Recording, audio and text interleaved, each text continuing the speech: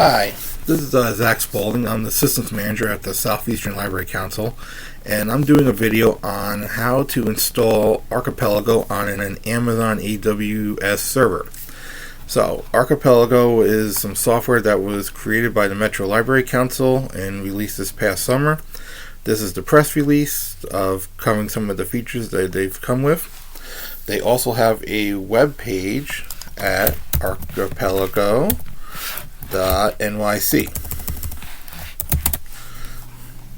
There we go. So to get started, you can go right onto the documentation, and right at the bottom they have deployment. So in this case, as I've started in this video, I am going to be installing this on a brand new, just created Amazon EC2 server, Ubuntu 18.04.3, just as I got the package from Amazon. Now the instructions are really meant for doing a local install, and all that really means is there are some places where localhost comes into play. So if you just want to do this on a Linux laptop or a Mac laptop, you're fine doing it as is. But to do a server, there's about just two little tweaks that we got to do, and I will cover those. So we're just going to follow the guide, and this is just going over some of the software. And we're going to jump right into the Ubuntu step-by-step. So I'm going down, and I am going to just need to run these commands real quick, just to make sure I get Docker CE installed. So this will only take a minute.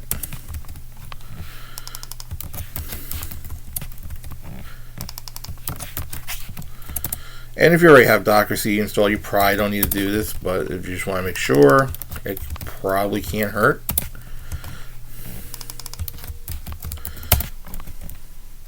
And this is the actual Docker. And this last command is going to be to check to make the Docker CE is running before we go any farther.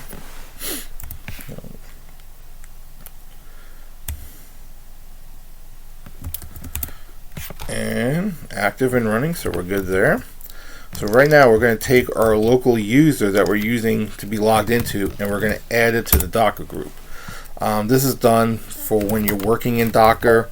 You can, if you're running as root, or which is probably not a good idea to be running in as root, but you have environmental variable issues, so it's just easier just to add your user that you're going to be running into the Docker group. And now we're just going to log out and log back in so we can make sure we're part of the group.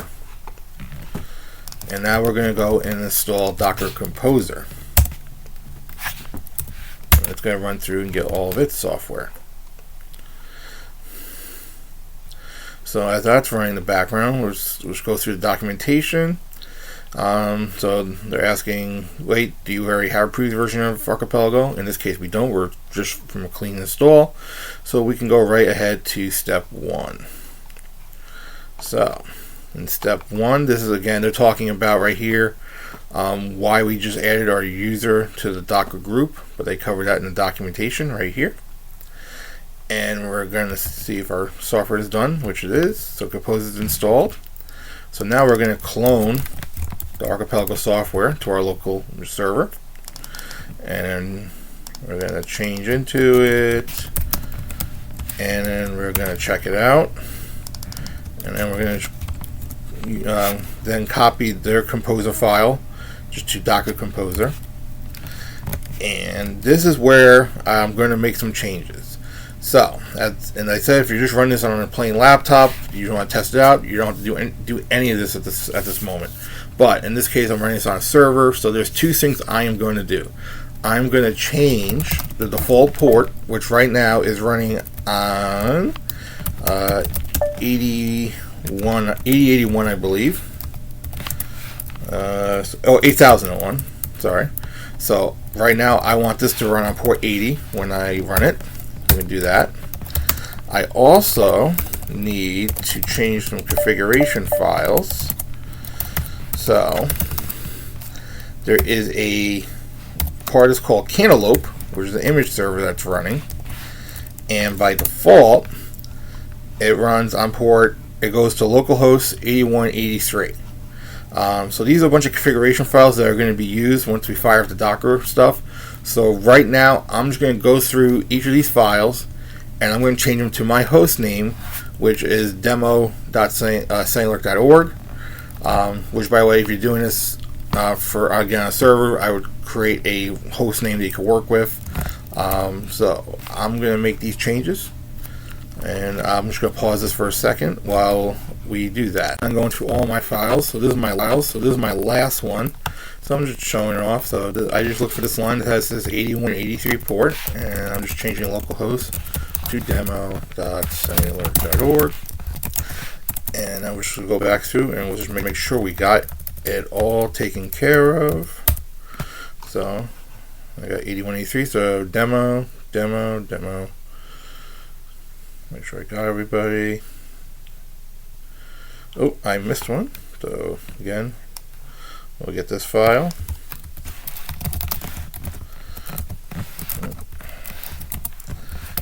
8183.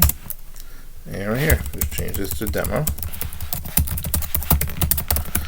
So I said this just saves a lot of time after we get started. And again, you only got to do this if you're running it on a server. If you're running it on a laptop and you have access to localhost, you didn't have to bother the step.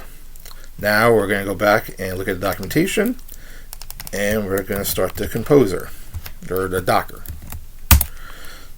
So it's running through and grabbing all of its packages. As that runs, let's go back to the documentation. So now when this part gets done, we need to change some file permissions. So let's wait for this to get done. So we gotta change for these two directories here, and then we're going to be doing a Docker command to then also change the private directory. So this should be done in about a couple seconds. Yep, creating. And now that the command is done, we're just going to go back and we're going to do some of those file permissions that were in the documentation here.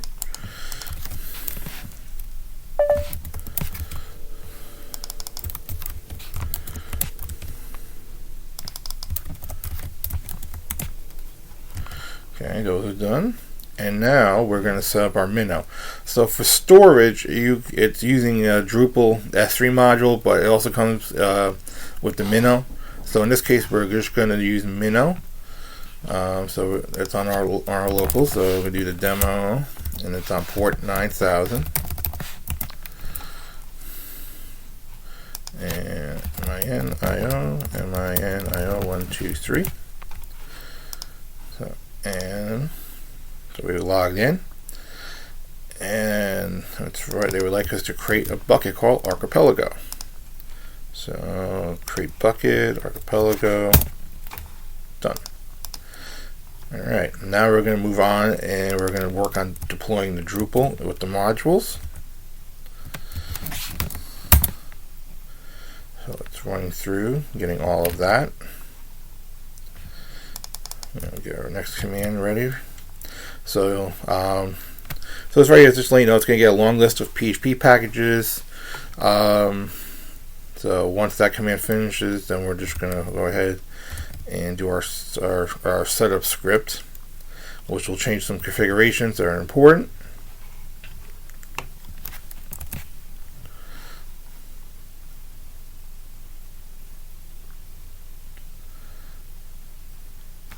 Okay, and we run that, and now we're going to run this command, which is going to deploy Drupal. Now this command, well, it's a very long command. It also takes a while to run. It could take, depending on your machine specs, I'm assuming for me it's going to probably take about 10 minutes on mine, and I'm running for the install, I'm running a very large EC2. I think I have 32 gigs of RAM and 8 CPUs going. So it's going to take about probably 10 minutes on that. On one that's less, it's going to take a lot longer, probably.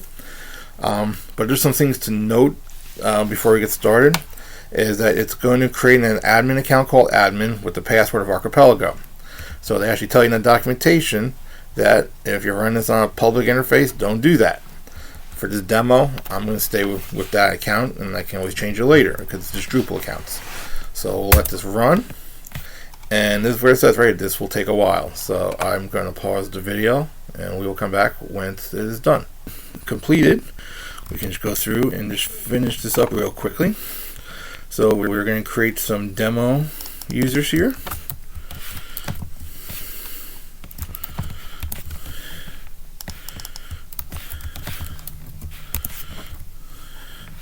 So we created a demo user and its role, which is kind of good if you don't want to give someone admin. You can kind of get an idea for the type of permissions just a user would need for Archipelago. And now we're going to get some of our displays in. And once that is done, we are now ready. So I said if you're running this on your local laptop, you can just do the localhost 8001. But we're doing a server, so we're just going to go to the demo.sunnylerk on port 80, and this is our Archipelago. So we're going to log in with the admin that we created in Archipelago as the password. And we're going to do first. I'm going to do a quick check. So when I was working, there was those couple files I changed. I put demo.sunnylerk in on the port 8183. So we're going to go right here. It's our IFF configuration forms. So right here, we're just checking to make sure we got our demo. And again, also if you're running a firewall, you got to make sure you have port 80 and port 8183 available to the public for this to work. But now we're going to do a quick add of some content. So we're going to do add content, and we're going to do a digital object. And we're just going to call this my tests and some trees and the photograph. And I'm just doing some real quick data just to get us going. So let's just do trees and art. And trees. And keep going, and now we're going to upload our file, some trees, and then we're going to let's see if that was uploads. So we're going to save, and we're going to set this to published. And I gotta give this a Drupal tile. This is something I think is going to get fixed in a future version. This is more of a Drupal issue with how it interacts with some of these modules. But for now, let's just get a call test. And now we have our first image. And that's trees. So now if I was to log back out and just be on the plain user, I can go up to the search, type in test. Here's where we just put in. I can then click on it. And here, this is our first object, and this is our running Archipelago. I hope you found this informative. I'm hoping to do a few more videos on how to do some other features. But for right now, enjoy your new installation.